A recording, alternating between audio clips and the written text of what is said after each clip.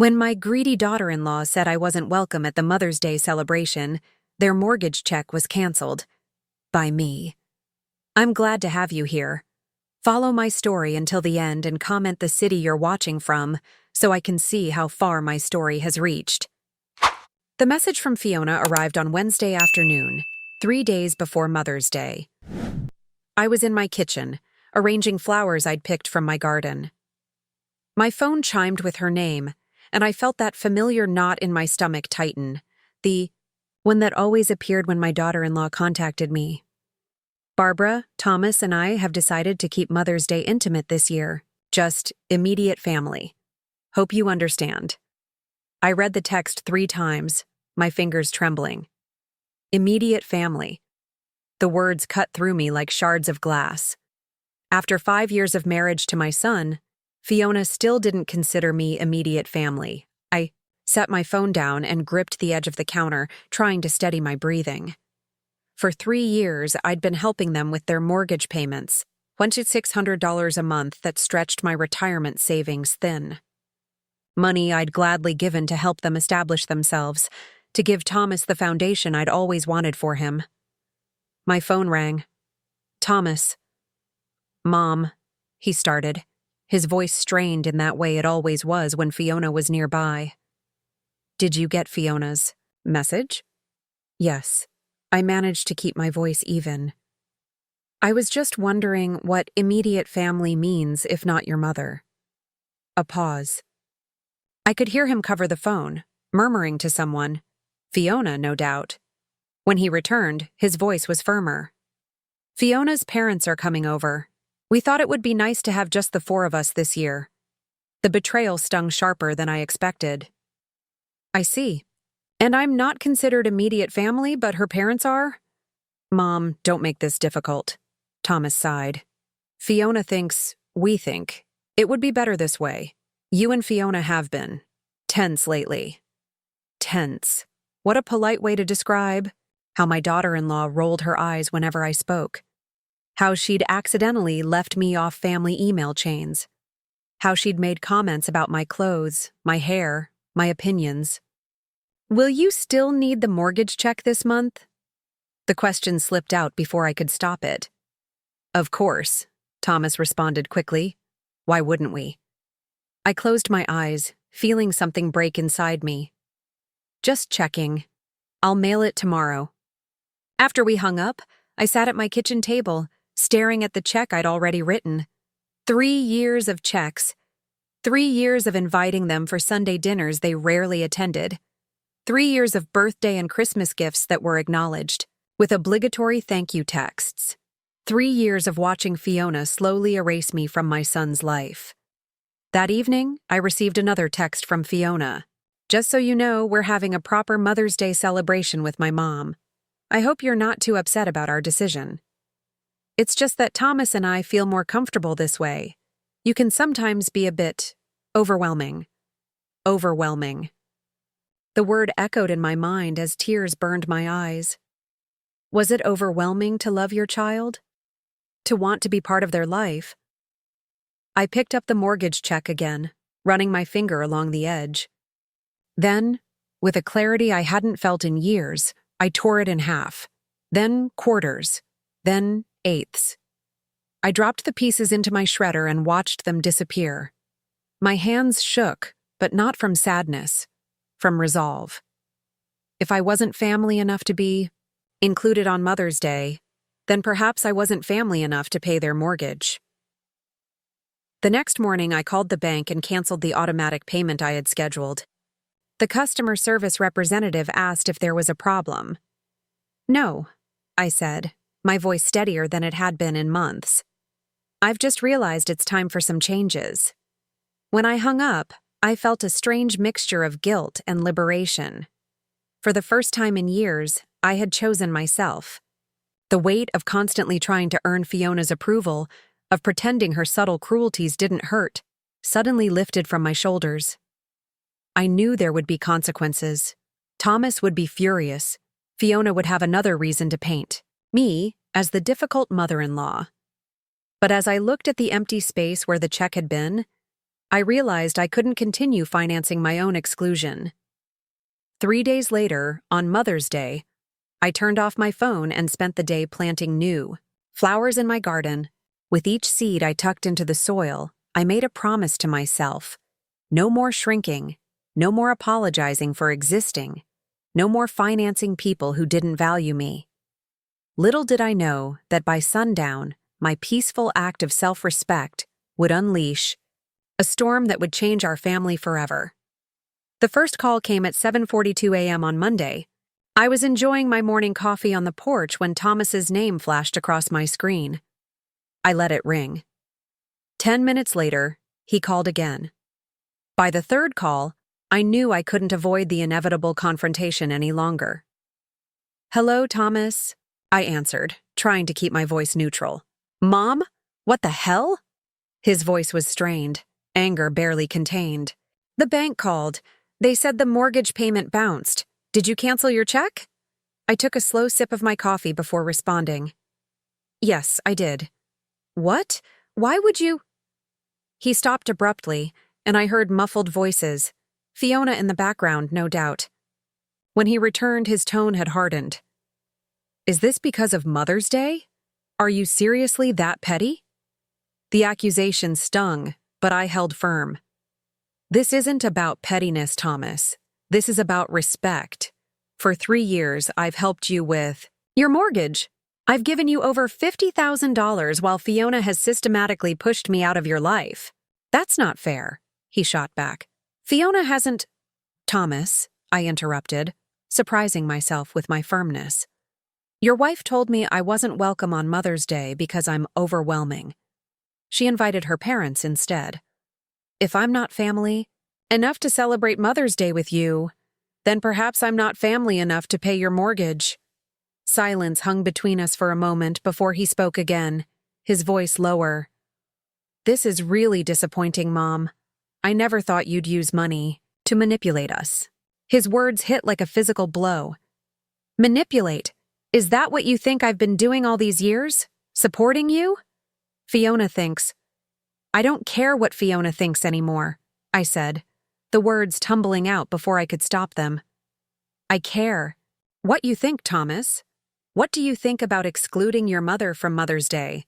Another pause. "I think you're overreacting. It was just one day." "It's not just one day," I said, my voice breaking slightly. "It's a pattern, and I'm done financing my own exclusion."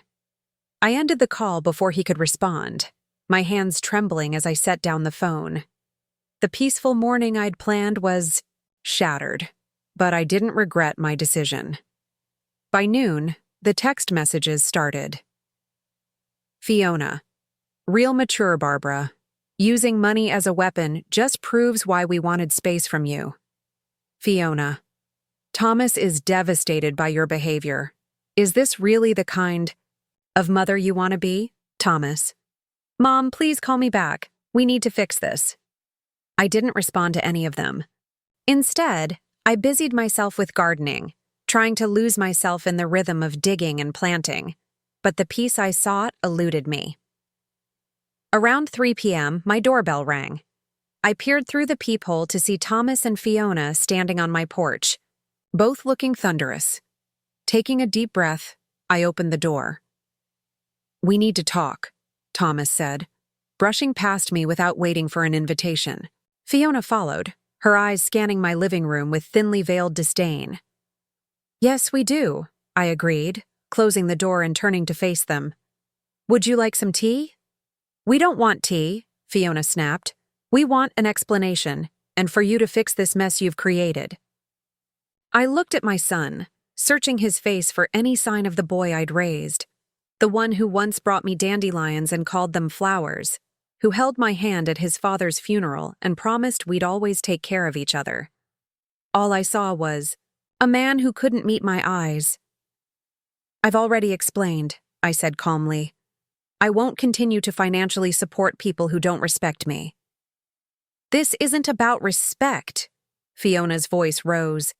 "This is about you trying to control us. You've always wanted to control Thomas, and you can't stand that he has me now."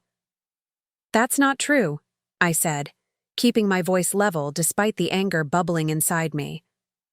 I've never tried to control either of you. I've only wanted to be treated with basic courtesy and inclusion. You call barging into our lives and criticizing everything I do basic courtesy? Fiona shot back. I blinked, genuinely confused. When have I ever criticized you, Fiona? You do it all the time. The way you look at our house, how you ask about our finances, your comments about my cooking. I've never said a negative word about your cooking, I protested. You don't have to say it. It's your expression, the way you pick at your food. I turned to Thomas, desperate for him to see reason. Thomas, you know that's not true. He shifted uncomfortably. Mom, you can be critical sometimes. Maybe not directly, but his words trailed off and I felt a chill settle over me. This was what Fiona had done, twisted my actions, reframed my words, until even my own son saw me as the villain in their story. I think you should both leave, I said quietly. Not until you agree to reinstate the mortgage payment, Fiona demanded. Looked at her, really looked at her, and suddenly saw everything clearly. The subtle manipulation, the way she'd positioned herself between Thomas and me, the calculated effort to isolate him from his family. No, I said, the word carrying the weight of years of silent acquiescence. The answer is no. You'll regret this, Fiona hissed, grabbing her purse. Come on, Thomas. She's made her choice. Thomas hesitated, looking torn. Mom, please, we can work this out. Yes, we can, I agreed. But not like this, not with threats and accusations. Fine, he said finally, his shoulders slumping in defeat. Have it your way.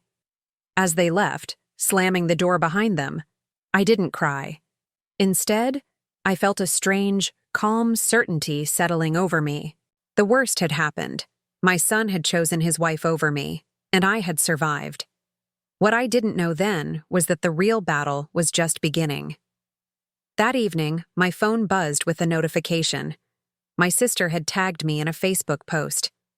With trembling fingers, I opened it to find a lengthy message from Fiona, detailing how I had abandoned my son in his time of need, how I was using money to control him, how I had always been jealous of their relationship. The family war had gone public. By the end of the week, I had 37 missed calls, 62 text messages, and countless social media notifications. Fiona's post had spread through our extended family like wildfire, with people taking sides without even hearing my version of events. I'd turned off my notifications, unable to bear the constant judgment. My sister Janet was the only one who called to hear my side. This doesn't sound like you, Barb, she'd said. What really happened? After I explained, she sighed deeply. I always thought there was something off about Fiona. Too perfect, too polished. I just don't understand how Thomas can't see it, I said, my voice breaking.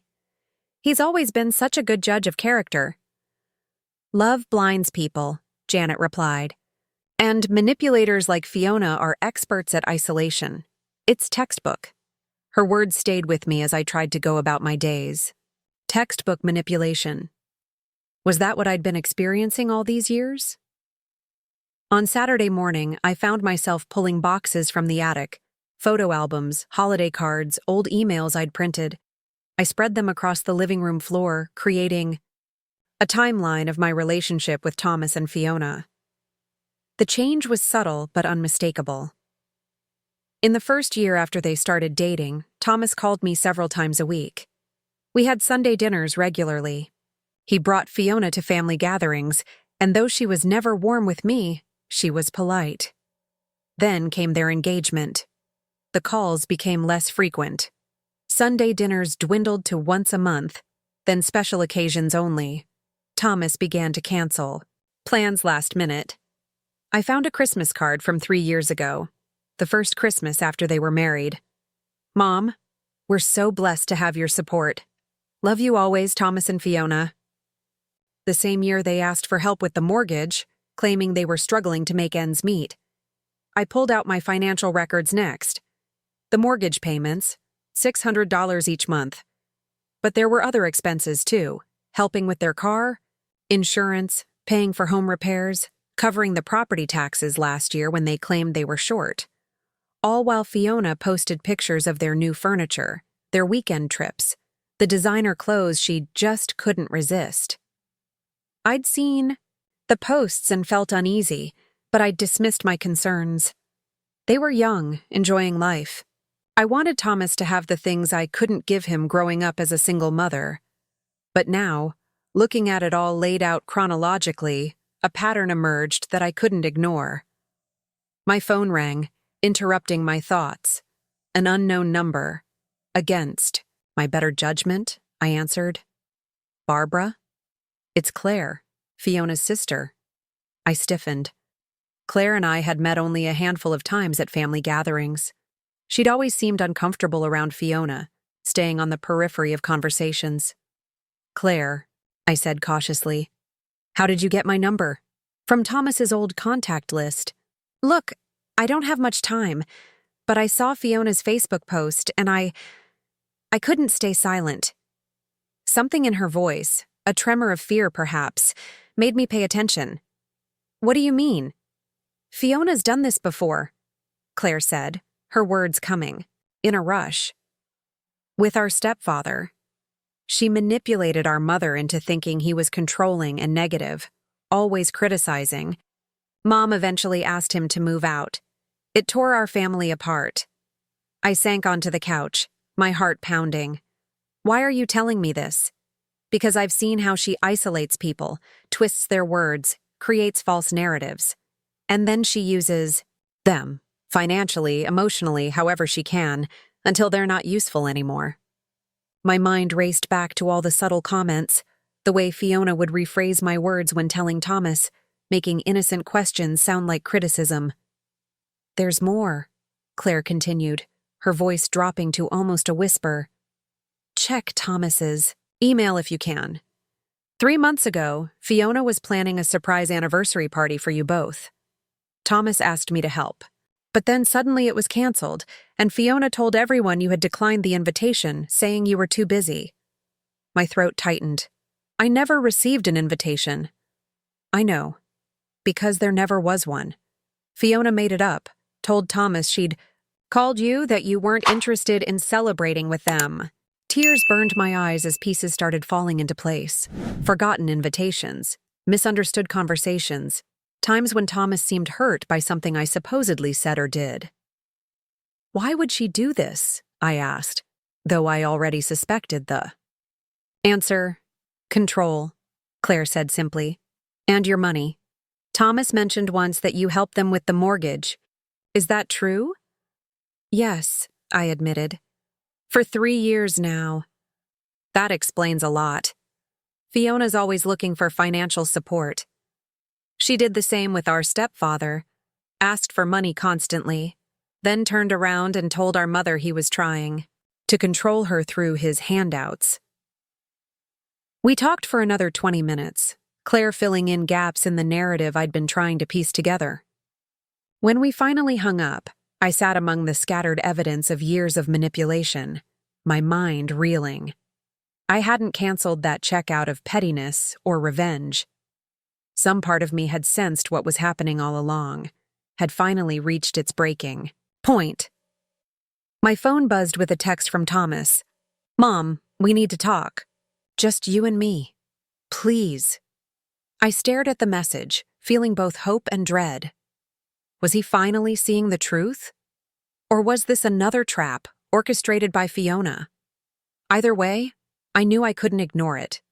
This was my son, the little boy I'd raised. Alone, the young man who'd once looked at me with nothing but love and respect in his eyes.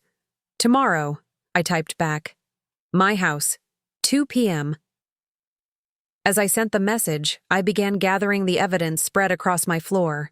Tomorrow, Thomas would hear the truth, whether he was ready for it or not. At exactly 2:03 p.m., Thomas's car pulled into my driveway. I watched from the window as he sat there for a moment, his forehead resting against the steering wheel. When he finally emerged, his shoulders were hunched, his movements hesitant, so unlike the confident young man I'd raised. I opened the door before he could knock. "Come in," I said, stepping aside. Thomas paused at the threshold, eyes scanning. The living room where I'd arranged the evidence of Fiona's manipulation, photos, financial records, text messages printed out and organized chronologically. "What is all this?" he asked, his voice barely above a whisper. "The truth," I replied. "Please, sit down." He lowered himself onto the couch, looking lost in the home where he'd grown up. I noticed the dark circles under his eyes, the rumpled shirt, signs that he wasn't sleeping well. "Would you like some coffee?" I offered, falling back on hospitality to ease the tension. He shook his head. "Mom, I need to understand why you canceled the mortgage payment. We're struggling." "The bank is threatening." "Are you really struggling, Thomas?" I interrupted, my voice gentle but firm. I handed him a folder containing their social media posts from the last 3 months. "Because according to Fiona's Instagram, you just took a weekend trip to Napa. You bought new living room furniture. Fiona has 3 new designer handbags." He flipped through the printouts, his brow furrowing. "Those were special occasions. The trip was a work thing. The furniture was on sale. And these?" I handed him my financial records. 3 years of mortgage payments, home repairs, property taxes, car insurance, all while you two were supposedly struggling. Thomas set the papers down, running a hand through his hair. "It's not what you think. We had a plan to pay you back eventually." "This isn't about paying me back," I said, feeling a lump form in my throat. "It's about respect, Thomas. It's about being treated like family, not an ATM machine." His eyes flashed with anger. "That's not fair. We've always appreciated—" "Have you?" I asked quietly. "Because from where I'm sitting, appreciation looks a lot different than being excluded from Mother's Day while my money is still welcome." He fell silent, unable to meet my eyes. "Thomas," I continued, my voice softening. "I received a call from Claire yesterday." His head snapped up, surprise evident on his face. "Fiona's sister? Why would she call you?" "Because she's seen this pattern. Before. With their stepfather."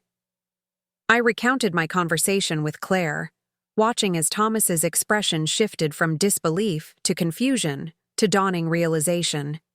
When I told him about the anniversary party that never existed, he paled visibly. "That can't be right," he muttered. "Fiona told me she called you. She said you were too busy, that you had a spa day planned with Janet." "I never received that call, Thomas, and I haven't been to a spa in years." He stood abruptly, pacing the living room, stopping occasionally to examine a piece of evidence, the timeline of canceled plans, the record of financial support, the text messages between Fiona and her friends where she referred to me as the cash cow. "I don't understand," he said finally, his voice breaking. "Why would she do this? People who manipulate others do it, for control." I explained gently. "And sometimes for financial gain." Thomas sank back onto the couch, burying his face in his hands. I've been such a fool. My heart ached for him. Despite everything, he was still my son, and seeing him in pain was almost unbearable. I sat beside him, placing a tentative hand on his shoulder. "You're not a fool, Thomas. Manipulative people are incredibly skilled at what they do. They isolate their targets, rewrite narratives, create division. It's not your fault." He looked up, his eyes red-rimmed. "But I believed her. Over my own mother. How can you ever forgive me for that?" I squeezed his shoulder. "There's nothing to forgive. You loved her. You trusted her. That's what good people do." We sat in silence for several minutes, the weight of revelation hanging heavy between us. Finally, Thomas spoke again, his voice steadier. "What happens now?" It was the question I'd been asking myself all night. What did happen now? Could our relationship be repaired? Could Thomas see his way out of Fiona's manipulation? That depends on you, I said carefully. I can't tell you what to do about your marriage. That's your decision. But I can tell you that I'm setting boundaries from now on. I won't be financing your lifestyle anymore. Not because I don't love you, but because it's not healthy for either of us. He nodded slowly. I understand, and I wouldn't ask that of you again. He paused, swallowing hard. I need to talk to Fiona, confront her with what I know. A flash of fear went through me. Be careful, Thomas. When manipulators are exposed, they often become volatile. What choice do I have? He asked, his eyes meeting mine. I can't continue living a lie. Before I could respond, his phone buzzed with a text. He glanced at it, his expression hardening. It's Fiona. She's been tracking my location through my phone. She wants to know why I'm here. What will you tell? Her? Thomas stood, a new resolve in his posture. The truth, that I'm talking to my mother, that I've seen the evidence of her manipulation, that things are going to change. His phone buzzed again, more insistently this time. Then again. And again. She's calling now, he said, showing me the screen. I should take this outside. I nodded, watching as he stepped onto the porch, closing the door behind him. Through the window, I could see his back straighten as he answered, could see his free hand gesturing emphatically as he spoke. After a few minutes, he ended the call and stood motionless, staring out at the street. When he came back inside, his face was pale but determined. She's coming over, he said. She says there's been a misunderstanding, that she can explain everything. My stomach twisted with anxiety. Do you want me to be here for that conversation? Thomas took a deep breath, then nodded. Yes. It's time we all faced the truth together. As we waited for Fiona to arrive, I prepared myself for the confrontation ahead. I wasn't naive enough to think this would end neatly or painlessly, but for the first time in years, I felt like my son and I were standing on the same side. The sound of squealing tires announced Fiona's arrival before we saw her car. Fiona burst through my front door without knocking, her perfectly styled hair, slightly disheveled, her eyes wild with anger. She froze when she saw the evidence spread across my living room, the financial records, the timeline of her manipulations, the screenshots of her social media posts. What is this? She demanded, her voice shrill. Her gaze darted between Thomas and me. What have you been telling him? Thomas stood, his posture rigid. The truth, Fiona, or at least what I've been able to piece together. The truth? She laughed, but there was no humor in it. You mean her warped version of events? Thomas, you know how your mother twists things. I remained seated, watching as she employed the tactics Claire had described: deflection, projection, gaslighting. I talked to your sister, Thomas said quietly. Fiona's expression flickered, surprise, then fury. Claire? That backstabbing little... She stopped herself, composing her features into a mask of hurt. Claire has always been jealous of me. Whatever, she said, is a lie. Is this a lie? Thomas asked, holding up a printout of text messages between Fiona and her friend. Messages where she referred to me as the cash cow and boasted about how she'd trained Thomas to choose her over his mother. Fiona's face paled. Where did you get those? Claire sent them to your mother. Apparently you two share an iCloud account. She's seen everything, Fiona. For a moment, Fiona seemed at a loss for words. Then her expression hardened. So what? So I vented to my friends. Everyone does that. Vented? Thomas repeated incredulously. You literally wrote, and I quote, Barbara, we'll keep paying the mortgage as long as we pretend to care about her. Once the house is paid off, we can cut her off completely. Fiona's eyes narrowed dangerously. You had no right to go through my private messages. And you had no right to manipulate my relationship with my mother, Thomas shot back, his voice rising. You had no right to lie about calls and invitations, to twist her words, to use her financially while systematically pushing her out of our lives. Fiona's demeanor suddenly shifted. Tears welled in her eyes, and her shoulders slumped. I was just trying to protect our marriage, she whispered. Your mother has always hated me, always tried to come between us. I finally spoke up, my voice calm. That's not true, Fiona. I welcomed you into our family. I supported you both financially and emotionally. All I ever wanted was to be included in your lives. She rounded on me, the vulnerable act vanishing, as quickly as it had appeared. You think your money gives you the right to control us? To dictate how we live? My mother never tried to control us, Thomas interjected. She was helping us, at our request. She canceled the mortgage payment. Fiona snapped. If that's not control, what is? It's a boundary, I said simply. One I should have set a long time ago. Fiona's face contorted with rage. You've turned him against me, she hissed. You and Claire and your lies. No one needed to turn me against you, Thomas said wearily.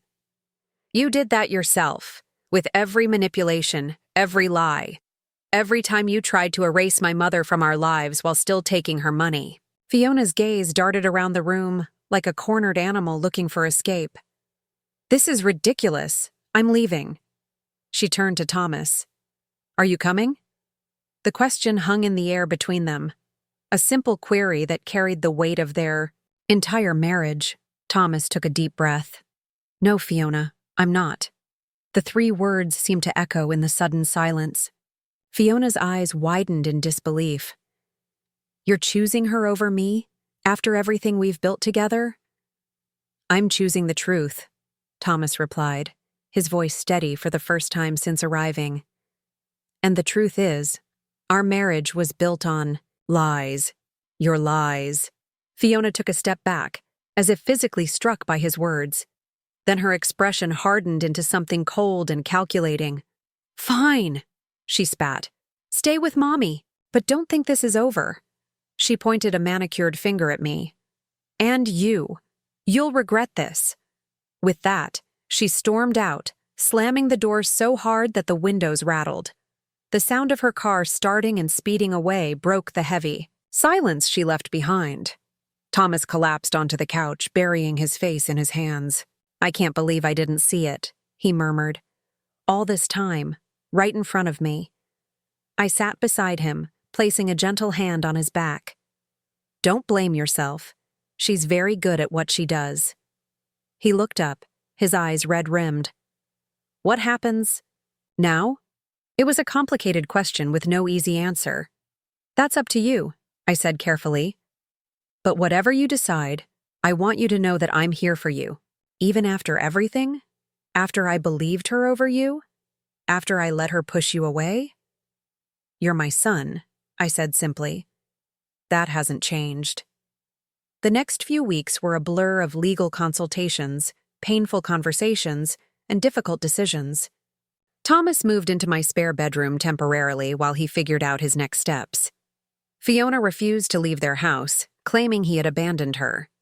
She alternated between tearful pleas for reconciliation and vicious attacks on his character. 2 days after the confrontation, I received a certified letter from an attorney threatening to sue me for intentional infliction of emotional distress and interference with contractual relations. I forwarded it to my own lawyer without comment. A week later, Thomas filed for separation. The day after that, Fiona emptied their joint bank account. Through it all, I watched my son struggle to come to terms with the deception that had defined his marriage. Some days he was angry, at Fiona, at himself, occasionally even at me for not being more forceful in my concerns about her. Other days he was consumed by doubt, questioning whether he was making the right decision. Maybe I should try to work it out, he said one evening as we sat on the porch. Marriage is supposed to be forever, right? Marriage should be based on trust and mutual respect, I replied. Only you can decide if those things can be rebuilt. He was quiet for a long time after that. The next morning, he called a divorce attorney. The most painful moment came when Fiona began spreading rumors among their mutual friends. According to her, Thomas had cheated on her. I had orchestrated their breakup out of jealousy. We had conspired to leave her destitute.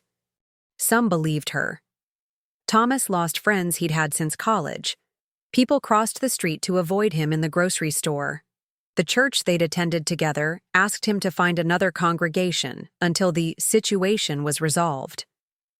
I never knew she could be so vindictive, Thomas said, stunned by the backlash. When manipulative people lose control, they often lash out, I explained. They need to rewrite the narrative, to make themselves the victim.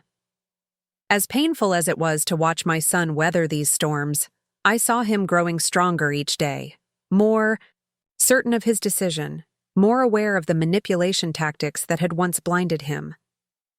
1 month after filing for separation, Thomas received a text from Claire. Stay strong. The truth always comes out eventually. 2 days later, we discovered what she meant. 1 year later, I stood in my garden, pruning roses as the morning sun warmed my shoulders. The past 12 months had been a journey, painful at times, liberating at others, but ultimately healing. The sound of a car pulling into my driveway made me look up. Thomas emerged, carrying a small gift bag and wearing a smile that reached his eyes, something I hadn't seen in years. Happy Mother's Day, he said, embracing me tightly. You remembered, I replied, feeling a lump form in my throat. How could I forget? I made reservations at Giovanni's for noon. I hope that works for you. I nodded, unable to speak past the emotion welling inside me. After everything we'd been through, these simple gestures, a hug, a dinner reservation, his presence, meant more than he could possibly know. We sat on the porch swing, a tradition from his childhood when we'd share popsicles and stories on warm days. I have news, Thomas said, a hint of nervous excitement in his voice. The divorce is final. I squeezed his hand. How do you feel? He considered the question carefully. Relieved, sad that it came to this, but mostly free. The divorce had been messy, as they often are. Fiona had fought every step of the way, demanding the house, alimony, even my continued financial support as part of the settlement. Her claims had been so outrageous that eventually, her own attorney had advised her to be more reasonable. The turning point had come 3 months after Thomas filed for separation. Fiona's friend Melissa, troubled by the vicious lies being spread about Thomas and me, had come forward with screenshots of conversations revealing Fiona's calculated plan to use us financially, while systematically isolating Thomas from his family. She said she targeted you specifically, Melissa had explained, because she knew you'd help them financially, and she thought you'd be easy to manipulate because you'd do anything for Thomas. With that evidence, the divorce proceedings had shifted dramatically in Thomas's favor. The house was sold, the proceeds split equitably, and Fiona's demands for ongoing support were dismissed. I have another piece of news, Thomas continued, pulling me from my memories. I've put an offer on a house. It's small, just a 2-bedroom, but it's mine. Well, mine and the bank's, he added with a self-deprecating laugh. That's wonderful, I said, genuinely happy for him. Where is it? About 15 minutes from here. Close enough for regular visits, but far enough for us both to have our independence. I nodded, appreciating the thoughtfulness behind his decision. Over the past year, we'd both worked hard to rebuild our relationship on healthier foundations. I'd set clear boundaries about financial support, and he'd respected them, working extra hours to save for his down payment instead of asking for my help. There's something I want you to know, Thomas said, his expression growing serious. I'm seeing a therapist, have been for a few months now. That's good, I replied softly. I'm proud of you for taking that step. He nodded. It's helping me understand how I got caught in Fiona's manipulation, why I was vulnerable to it. And he hesitated. How my relationship with you played into it. I tensed slightly, unsure where this was heading. Not in the way you might think, he clarified quickly. It's just, I always felt like I needed to be perfect for you, to make up for Dad leaving, to justify all your sacrifices. Fiona sensed that insecurity and exploited it. I took a deep breath, feeling my own guilt surface. I never wanted you to feel that pressure. I know, he said gently, but I did. And when Fiona came along and told me I was perfect just as I was, that I deserved everything without having to earn it, it was intoxicating. His honesty both hurt and healed. I'm sorry if I ever made you feel like you weren't enough, I whispered. You didn't, he assured me. But I'm learning that sometimes our perceptions are shaped by things beyond our control, like a child of divorce assuming they need to be perfect to keep their remaining parent from leaving too. We sat in contemplative silence for a moment, the swing creaking softly beneath us. Anyway, Thomas continued, his tone lightening, the therapist thinks we're both making good progress, especially since we're talking more openly now. We are, I agreed. The past year had taught us both to communicate more honestly, to express needs and concerns directly instead of assuming or suppressing them. Thomas reached into the gift bag he'd brought and pulled out a small, flat package wrapped in silver paper. For you, he said. Open it now. I carefully unwrapped it to find a framed photograph. Thomas and me at his college graduation, both beaming with pride and joy. It was the last photo taken of us before he met Fiona, the last uncomplicated moment of our relationship. I found it when I was packing, he explained. Thought you might like to have it. Tears welled in my eyes as I traced the frame with my fingertips. It's perfect, I managed. Later, as we drove to the restaurant, I reflected on how far we'd come. The painful exclusion from last year's Mother's Day had set in motion a chain of events that, while devastating at the time, had ultimately led to healing and truth. I'd heard through mutual friends that Fiona had moved to another state and was already engaged to a wealthy businessman twice her age. I felt no satisfaction in this news, only a quiet hope that her new fiancé might see through her manipulations before suffering the same fate as Thomas. At the restaurant, Thomas raised his glass in a toast. To new beginnings, he said. And to the strongest woman I know. I smiled, clinking my glass against his. To truth? I added. And to learning our own worth. As we enjoyed our meal, sharing stories and plans for the future, I realized that what I'd initially seen as an ending, that moment when I tore up the mortgage check and set a boundary, had actually been a beginning. The beginning of reclaiming my voice, my financial independence, and most importantly, my relationship with my son. We'd both learned valuable lessons. Thomas about recognizing manipulation and valuing genuine relationships. Me about setting healthy boundaries and understanding that true love doesn't require financial sacrifice or silent suffering. The check that I'd canceled a year ago had seemed, at the time, like a small act of rebellion.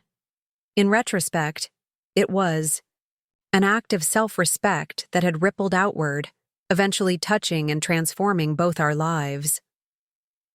On the drive home, Thomas asked, "Do you ever regret it? Canceling that check?" I thought about it for a moment, then shook my head. No. It was one of the hardest things I've ever done, but also one of the most necessary. He nodded thoughtfully. I think it saved us both. As the sun set behind us, painting the sky in shades of pink and gold, I felt a deep sense of peace settle over me. We were no longer just mother and son bound by obligation and history, but two adults choosing to be in each other's lives, respecting each other's boundaries, and valuing each other's worth. I had been silenced, but never defeated. And in finding my voice again, I had helped my son find his as well.